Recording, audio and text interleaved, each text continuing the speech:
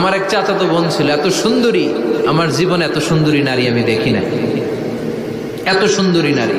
একদিন লজ্জা শরমের মাথা খেয়ে চাচাতো বোনরে আমি বললাম, তোরে আমি বড্ড ভালোবাসি, একান্তে আমি তোরে চাই। চাচাতো বোন বলল, এত এত স্বর্ণ মুদ্রা যেদিন জমাতে পারবা ওই দিন আমারে পাবা। এবার আমি স্বর্ণ মুদ্রা জমাতে লাগলাম। জমাতে জমাতে জমাতে জমাতে বছর শেষে স্বর্ণ মুদ্রার থলে নিয়ে চাচাতো বোনের হাতে দিলাম। চাচাতো বোন আমার অপকর্মে রাজি হয়ে গেল।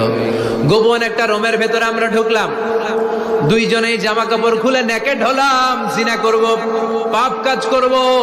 একেবারে ফাইনাল ডেস্টিনেশন আমরা চলে গেলাম। পাপ কাজ যখন আমরা শুরু করব, ইন দা মিন টাইম আমার চাচাতো বোন আমার ডেকে বলে, ও আমার চাচাতো ভাই, ইত্তাকিল্লাহ, ইত্তাকিল্লাহ, আল্লাহরে ভয় কর, আমার সতীত্ব নষ্ট করে দিস না।